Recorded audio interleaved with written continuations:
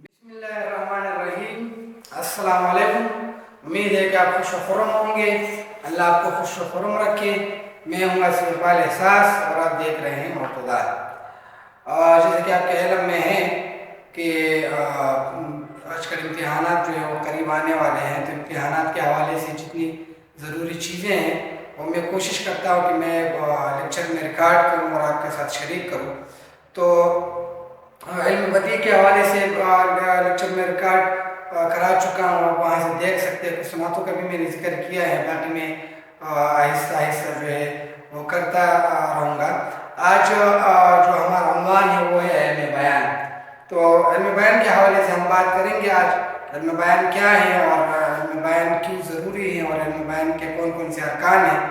फिर उन अरकान के हवाले से भी हम लेक्चर में बात करेंगे, उस पर बहस करेंगे और उसकी मिसालें जो है वो भी आपके साथ शरीक करेंगे।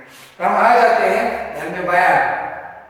इल्म बयान उन कायदों का नाम है जिनके ज़रिए हम एक बात को मानी के लिहाज से मुख्तलिफ तरीक़ों से इस तरह अदा करें कि बयान मौसर और दिलनशीन हो और उसूल में नुदरत पैदा हो। इल्म बयान क्या है कि इल्म बयान जो है वो उन कायदों का नाम है कि जिनके ज़रिए हम एक बात को मानी के लिहाज से मुख्तलिफ तरीक़ों से इस तरह अदा करें, इस तरह बयान करें कि वो बयान हमारा जो है वो खूबसूरत हो, दिलनशीन हो और उसमें नयापन पैदा हो। ये है इल्म बयान। सैयद आबिद अली आबिद ने इल्म बयान की तारीफ यूँ की है। सैयद आबिद अली आबिद जो है वो इल्म बयान के हवाले से कहते हैं कि ये वो इल्म है, यानी इल्म बयान वो इल्म है जिसके ज़रिए शायर, अदीब, इंशा पर्दार और निकाह इज़हार मतलब के लिए मौजूद तरीन अल्फाज का इंतखाब करते हैं। इल्म बयान क्या है?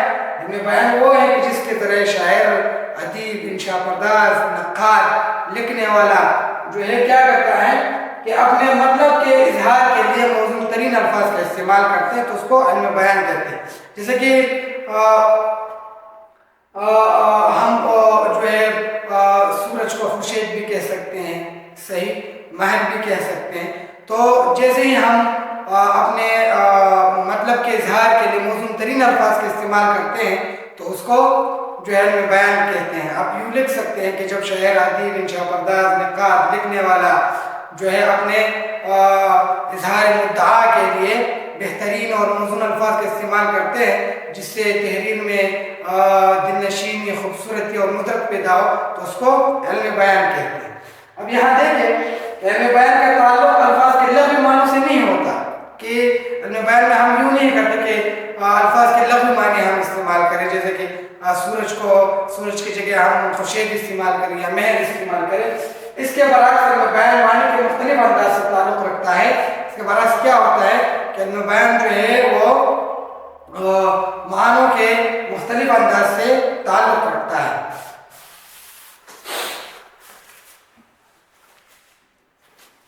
अच्छा, इसके बरअक्स इल्म बयान माने के मुख्तलिफ अंदाज से ताल्लुक़ रखता है और ये माने अल्फाज के हकीकी मानों की बदौलत नहीं बल्कि मजाजी मानों की बदौलत पैदा होते हैं। यानी इल्म बयान में क्या होता है कि हम अल्फाज को अपने हकीकी मानों में इस्तेमाल नहीं करते बल्कि उनको मजाजी मानों में इस्तेमाल करते हैं। जैसे कि यहाँ अगर हम शेर इस्तेमाल करें तो शेर से हकीकी मानी हम मुराद नहीं लेते बल्कि शेर बतौर जो है बहादुरी के हम इस्तेमाल करते हैं। मसलन ये कहना कि शौकत बड़ा कंजूस है, शौकत बड़ा कंजूस है, एक आम फिक्रा है, इसमें न कोई खूबसूरती है, न कोई तासीर है, न कोई दिलनशीनी है, न कोई नुदरत है, ये एक आम फिक्रा है।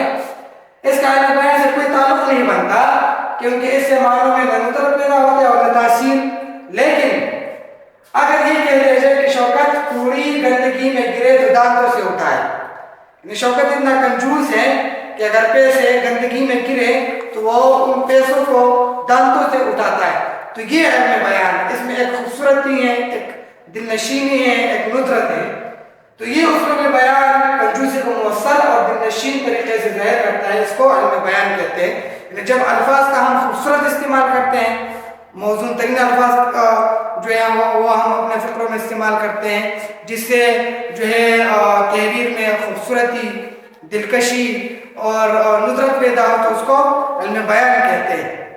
जैसे कि हम पुश्तों में कहते हैं कि फलान के शुम दे, सही शुरू का फ़र्क है, शुम पैसे बंदी मंगी हुई जो फलान के तुम रशुम दे 50 रुपये मन कर करोड़े को इस पे रखेगा, نداجر علم بیان میں صحیح. اب علم بیان کے جو ہے ارکان ہے، علم بیان کے 4 ارکان ہیں.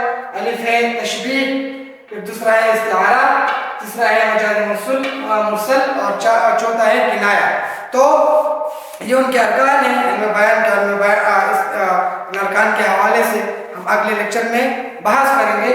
تو آپ نے علم بیان کی اگر تعریف لکھنی ہے تو آپ نے یہ لکھنا ہے کہ یہ وہ علم ہے جس کے ذریعے ادیب، شاعر، نقاد، لکھنے والا جو ہے اظہار مطلب کے لیے موزون ترین الفاظ کا انتخاب کرتے ہیں، جس سے فقروں میں یا جس سے پیراگراف میں یا جس سے اظہار میں جو ہے خوبصورتی، دل نشینی اور ندرت پیدا ہو، تو اس کو علم بیان کہتے ہیں. اور اس کے 4 ارکان ہیں: تشبیہ، استعارہ، مجاز مرسل اور کنایہ. تو امید ہے کہ علم بیان آپ کو سمجھ آ گیا ہوگا.